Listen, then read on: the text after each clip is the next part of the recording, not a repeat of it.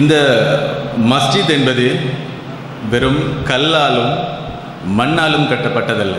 இதற்கு பின்னால் நிறைய பேருடைய உழைப்புகள் இருக்கிறது. நாம் ஞாபகப்படுத்த வேண்டிய, நினைவுபடுத்திக் கொள்ள வேண்டிய அநேக மாணவர்கள் இந்த மஸ்ஜிதுக்கு பின்னால், இதனுடைய வரலாற்றில் அநேக மாணவர்கள் இருக்கின்றார்கள். 1970களில் தொடங்கிய இந்த வரலாற்றில் இன்று கிட்டத்தட்ட 50 வருடங்களாக இதனுடைய ஒவ்வொரு அடியிலும் ஒவ்வொரு பயணத்திலுமே வந்து எங்களுக்கு ஞாபகப்படுத்த வேண்டிய, நினைவுபடுத்த வேண்டிய நிறைய மனிதர்கள், நல்லுள்ளங்கள், மண்ணறையில் மேலான வாழ்வை வாழ்ந்து கொண்டிருக்கின்ற நிறைய நல்லுள்ளங்கள் கூட இருக்கின்றார்கள். அதிபர் ABM ராமிஸ் சார் அவர்களை அன்போடு அழைக்கின்றோம் அந்த வரலாற்றை பற்றி பேசுவதற்காக. திருமண மண்டபங்களில், விழா மண்டபங்களில் போன்ற இன்னொரு இடங்களில் பயன்படுத்தக்கூடிய மின்குமிழ்கள், வீதியோர மின்குமிழ்கள், ஆயிரக்கணக்கானோர் கூடும் திடல்களை ஒளி வெள்ளத்தால் நிரப்பக்கூடிய ஃபிளட் லைட், போக்கஸ் லைட், அதே போல electric wires, fan, iron box, torch light, இடஜாக், கேஸ் அடுப்பு போன்ற இலத்திரனியல் உபகரணங்களையும் ஒரே கூரையின் கீழ் பெற்றுக்கொள்ள நீங்கள் நாட வேண்டிய ஒரே இடம் சிட்டி லைட். இலக்கம் 180 கண்டி வீதி, திஹாரிய, கலகெடிஹேன. தொடர்புகளுக்கு 0332297235. මෙම අවස්ථාවට වැඩමවා වදාළ තලාවිටිය කේතුමති රාම විහාරස්ථානයේ නායක ස්වාමින් වහන්සේ පූජ්‍යපාද බුද්ධන් කොට්ටේ සුමන චන්ද්‍ර නායක ස්වාමින් වහන්සේගෙන් අවසරයි. මෙම අවස්ථාවට පැමිණ සිටින අපගේ ප්‍රදේශයේ ගෞරවනීය මෞලවිතුමන්ලගෙන් අවසරයි. ජමීයතුල් උලමා සභාවේ ඇහැලියගොඩ ශාඛාවේ ලේකම්තුමා ප්‍රමුඛ මෞලවිතුමන්ලගෙන් අවසරයි. මෙම අවස්ථාවට පැමිණ සිටින දානපති මහත්වරුනි, ඒ වගේම මෙම අවස්ථාවට පැමිණ සිටින ප්‍රදේශවාසී සියලුම වැඩිහිටියනි, ආරාධිත අමුත්තනි, දයාබර දරුදරියනි, අස්සලාමු අලයිකුම් වරහ්මතුල්ලාහි වබරකාතුහු. ආයිබෝවන්.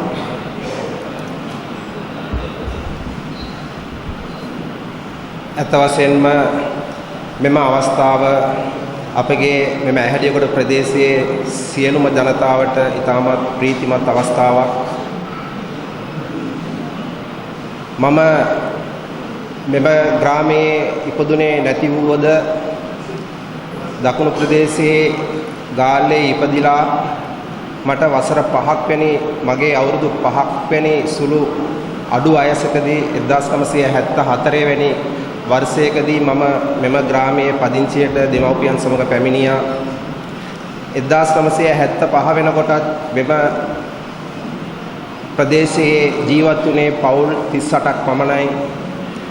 එම පවුල් 38 තුල අපිට ආගමික වතාවත් ඉටු කිරීම සඳහා අපිට පූජනීය ස්ථානයක් එවකට තිබුණේ නැහැ. එවකට අපි කුඩා දරුවන්, ඒ වගේම 1976 77 වැනි වර්ෂවලදී එම අවස්ථාවේ මෙම ප්‍රදේශයේ ජීවත්ව සිටි අපගේ තරුණ ප්‍රජාවට එම අවශ්‍යතාවය තිබුණා. නමුත් අපිට ඒ සඳහා ස්ථානයක් තිබෙන්නේ නැහැ. සමහර අපගේ වැඩිහිටි ගැහැණු උදවිය නිවෙස්වල එම ආගමික වතාවත් කර අතර අපේ ප්‍රදේශයේ අත් වශයෙන්ම එම අවස්ථාවේදී වැඩිහිටියන් මම දන්නා තරමින් මතක හැටියට 30 දෙනෙකු පමණයි සිටියේ. එදිනෙදා පස්වේල ආගම දහන මිනිසුන් හැටියට. ඒම වකවානුව තුළ අපගේ එම අවස්ථාවල හිටපු තරුණයින් අද වයසක උදවිය වුවත් එම මහත්වරුන්ගේ කැපවීම මත අපිට අවශ්‍යතාවය තිබුණා මේ ප්‍රදේශයේ පුංචි හෝ දේවස්ථානයක්, පුංචි පල්ලියක් හෝ නිර්මාණය කර ගැනීමට. මුලින්ම අප ප්‍රදේශයේ මෙම ඉදිරිපස සිටින සහෝදරයෙකුගේ නිවසේ කුඩා කාමරයක තමයි එම ආගමික අවශ්‍යතාවයන් කුඩා කාමර කැබැල්ලක ඉටු කරමින් සිටියේ. ඉන්පසු 1978 වර්ෂයේදී මෙම ස්ථානයේදී අපගේ දිවංගත අපි සමීන් මහත්මයා මෙම ස්ථානයේ තිබිච්ච ඔහුගේ නිවසක් ආගමික වතාවත් ඉටු කිරීම සඳහා තක්‍යාවක් වශයෙන් පාවිච්චි කිරීම සඳහා මෙම ප්‍රදේශයේ ජනතාවට ඉඩ ප්‍රස්තාව සලසා දුන්නා. ඒ අනුව එම කුඩා නිවස තුල සුළු පිරිසකින් ආරම්භ වෙච්ච ඒ ගමන පසු කාලීනව ප්‍රදේශයේ තරුණයින්ගේ කැපවීම මත මෙම වැඩිහිටියන්ගේ කැපවීම මත පල්ලියක් දක්වා හොඳින් එය සංවර්ධනය කර ගැනීමට අවස්ථාව ලැබුණා. 1986 වර්ෂය වන විට මෙම ස්ථානයේ කුඩාවට වෝද මේ හා සමානව නැතත් පල්ලියක් අපි සියලු දෙනාගේම දාන පරිත්‍යාගයන් ඇතුව ඇති කරගෙන එම පල්ලිය සිකුරාදා දේව මෙහෙය පැවැත්වන ජුම්මා මස්ජිදේ දක්වා වර්ධනය කරගත්තා. ඒ අනුව මෙම ප්‍රදේශයේ මෙම ගමේ ජනතාව පෞල් වශයෙන් ඉන්න අනතුරුව වැඩිවීමට පටන් ගත්තා. ඉන්පසු පෞල් සංඛ්‍යාව ක්‍රමක්‍රමයෙන් වැඩි වෙන විට අප පල්ලිය ප්‍රමාණවත් වූයේ නැහැ. මෙම පල්ලියේ සාමාන්‍යයෙන් පල්ලිය සලාත් කටයුතු සඳහා පස්වේලේ සලාත් කටයුතු සඳහා උපයෝගී කරගත්තද අපි දන්නවා. පල්ලිය තුලින් තමයි ගමක සියලුම දෙනාගේ හැදියාවන් සහජීවනයන් ඔවුන්ගේ ජීවිතය කිඳා බැස තිබෙන්නේ ආගමික පන්නරය තුල.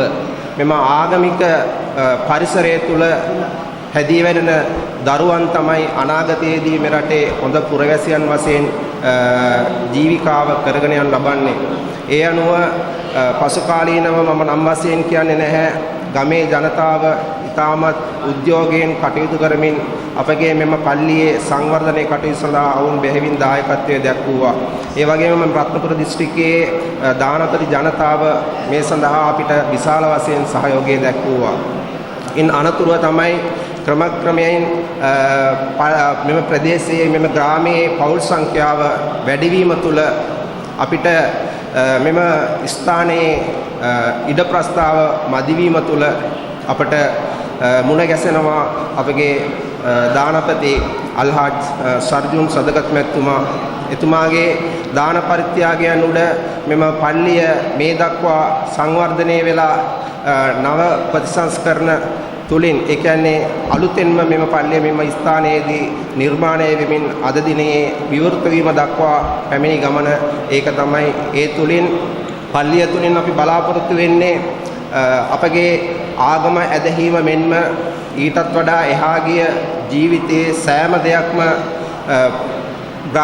අපි උදාහරණයක් වශයෙන් කියනවා නම් මෙම ගමේ ජනතාව දෙස මිනිස්සු බලන්නේ අපගේ පල්ලිය බලලා.